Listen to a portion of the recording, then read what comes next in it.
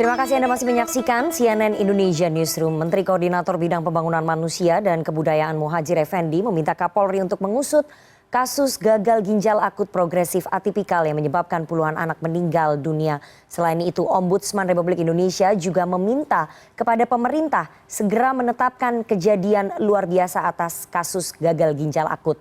Apa langkah pemerintah dalam menangani kasus gagal ginjal akut yang merebak di tanah air? Sudah bergabung bersama dengan kami sore hari ini Menteri Koordinator Bidang Pembangunan Manusia dan Kebudayaan Muhadjir Effendi. Selamat sore Pak Menko.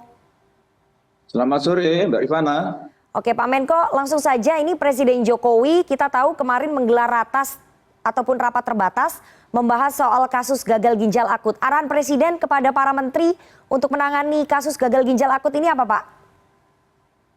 Cukup banyak arahan beliau, tapi secara seringkas, pertama beliau mendengarkan laporan penjelasan dari Pak Menkes, Pak Budi Gunadisadikin, kemudian mendapat paparan dari penjelasan dari Ibu Kepala BPOM, dan pada secara umum Bapak Presiden sangat puas dengan langkah-langkah yang sudah dilakukan oleh pihak-pihak yang paling bertanggung jawab ini, yaitu Pak Menkes dan Kepala BPOM.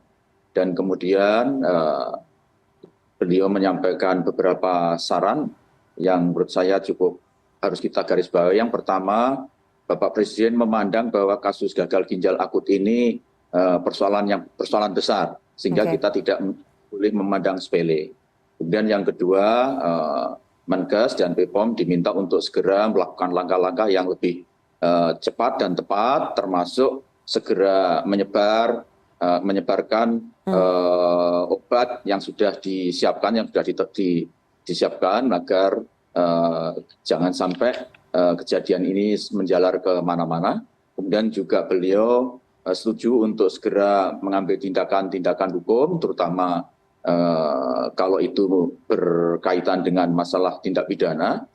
Dan yang terakhir beliau meminta supaya tidak hanya pendekatan akademik, informasi akademik saja yang diutamakan, tetapi kita diminta untuk memahami suasana kebatinan masyarakat.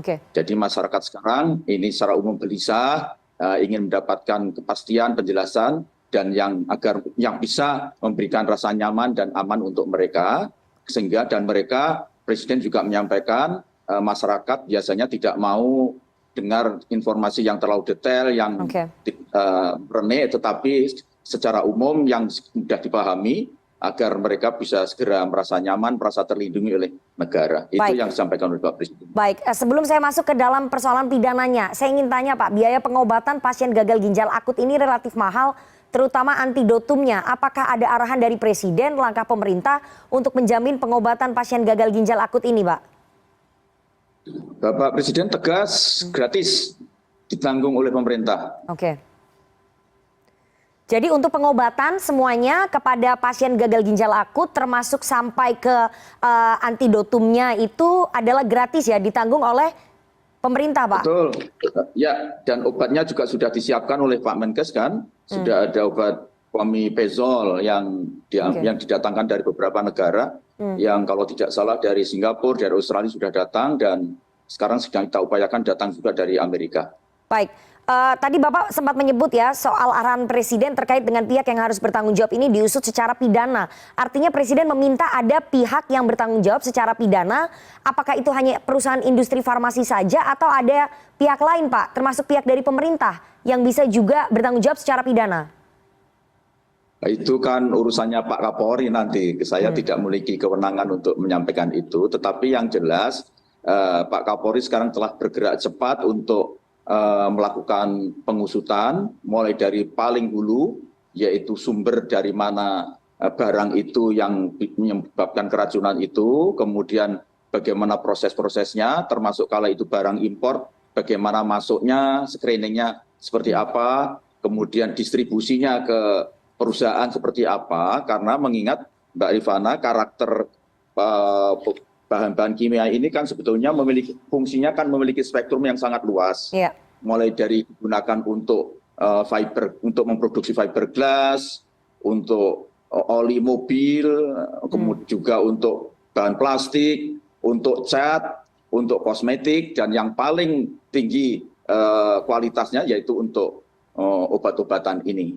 Karena itu Pak Kapolri saya kira juga sudah mulai kemarin kalau tidak salah juga sudah diumumkan oleh Bu Penny dan Pak Menkes yang diberi tugas oleh Pak Presiden untuk memberikan penjelasan di masyarakat bahwa akan ada pihak-pihak yang akan distatuskan sebagai tersangka pada kasus ini. Ada pihak-pihak yang ditetapkan sebagai tersangka. Perusahaan farmasinya mana saja Pak yang diduga terseret ini harus bertanggung jawab? Sekali lagi itu bukan menang saya. Nanti undang aja Pak Kapolri untuk dimintai penjelasan itu. Pak, kasih kita bocoran sedikit. Apakah perusahaan farmasinya adalah termasuk ya perusahaan farmasi yang membuat ataupun memproduksi obat-obat yang dilarang ataupun obat-obat yang mengandung ET dan DET, etilen glikol dan juga dietilen glikol melebihi ambang batas, Pak, yang ditarik dari peredaran, termasuk di perusahaan farmasi itu, Pak? Saya tidak paham terlalu mendalami tentang kimia ya, karena dulu nilai kimia saya juga nggak bagus-bagus amat. Tetapi sepanjang penjelasan yang saya dapat, sebetulnya etilen glikol dan dietilen glikol itu memang kandungan yang pasti ada di dalam empat bahan yang sekarang digunakan untuk pelarut ini. Cuman ambang batasnya yang harus dipatuhi oleh setiap perusahaan ketika akan menggunakan empat bahan ini sebagai bahan penolong sebagai pelarut obat-obat itu. Nah, salah satu yang menjadi landasan untuk menetapkan siapa yang salah atau siapa yang yang nanti dinyatakan bersalah atau tidak, itu adalah bagaimana atau seberapa komposisi senyawa berbahaya itu di dalam obat yang dia produksi. Berarti di antara obat-obat yang saat ini ditarik oleh BPOM, artinya ada perusahaan farmasi yang diduga bertanggung jawab secara pidana, begitu ya Pak ya? Cluenya di situ, Pak? Itu yang menyatakan Mbak Rifana, bukan saya. Oke, nanti kita konfirmasi ke Pak Kapolri. Pak, ini tadi Ombudsman Republik Indonesia baru saja konversi ya, dan menyatakan bahwa pemerintah sebaiknya segera menerapkan KLB, kejadian luar biasa. Kenapa kemudian pemerintah tidak segera menetapkan KLB? Ini desakannya bukannya dari Ombudsman, Pak, tapi dari para epidemiolog juga. KLB itu kan ada payung hukumnya tertentu ya. Ini kan bukan termasuk penyakit menular yang pertama. Kemudian juga bukan bagian dari keracunan makanan yang meluas. Karena itu kita akan lihat nanti perkembangannya. Kalau ini bisa dilokalisir, kalau sudah tidak akan menimbulkan eskalasi yang meluas, saya kira yang penting kita tangani secepatnya, secermat mungkin. Jadi soal KLB atau tidak KLB itu sebenarnya soal prosedur saja kan Mbak. Jadi seperti sekarang ini yang sudah kita tangani sebagai arahan Bapak Presiden kemarin, beliau juga sudah menyetujui pokoknya semua obat sirup yang menggunakan pelarutnya 4 jenis tadi itu, yaitu propilen glikol, polyethylene glikol, dan gliserol dan sorbitol, itu semua tidak boleh ditarik dulu begitu ya? Ditarik dulu ya. Dan sekarang ini ternyata alhamdulillah ada tanda-tanda baik karena 5 hari setelah diumumkan itu angka kasus turun drastis. Hari pertama setelah diumumkan 3, hari kedua setelah diumumkan 3, dan 3 hari berikutnya ini 0. Saya diberitahu Pak Menkes bahwa kemarin juga tidak ada kasus ditemukan. Dengan demikian maka walaupun secara saintifik perlu diuji secara lebih jauh, tetapi berdasarkan konjuktur itu, jadi ini kita kan pengambilan keputusan itu bisa menggunakan konjektur ya. Jadi ini kita anggap benarlah keputusan kita ini. Baik. Pak Menko, Ombudsman Republik Indonesia juga menyatakan bahwa ada dugaan maladministrasi yang dilakukan oleh Kemenkes dan juga BPOM. Ini akan menjadi evaluasi di internal pemerintah bahwa ada surveillance yang sangat lemah dari Kemenkes dan juga BPOM. Makanya banyak korban berjatuhan dalam kasus gagal ginjal akut ini. Itu Ombudsman Republik Indonesia Pak yang bilang Pak bahwa ada maladministrasi. Ya tentu saja Ombudsman punya hak untuk memberikan koreksi, memberikan kritik, dan pemerintah tentu saja terus akan melakukan perbaikan-perbaikan. Bapak Presiden kemarin juga sudah menekankan pentingnya segera diadakan penata laksanaan penggunaan obat-obat berbahaya atau obat yang mendekati berbahaya yang itu betul-betul terjaga betul, baik dalam kaitannya dengan produksi pangan, makanan, maupun dalam kaitannya produksi obat-obatan. Memang ada beberapa hal yang kita anggap perlu diperbaiki, Mbak. Misalnya kalau itu barang impor walaupun itu penggunaannya spektrumnya luas, tetapi kalau itu akhirnya juga digunakan untuk obat-obatan, maka BPOM juga harus terlibat di dalam proses-proses itu. Tidak boleh sepenuhnya diserahkan kepada kementerian yang berurusi ekspor impor saja misalnya. Itu kemarin masukan-masukan yang berkembang dalam rapat ketika di rapat dengan Bapak Presiden, dan Bapak Presiden menyetujui itu.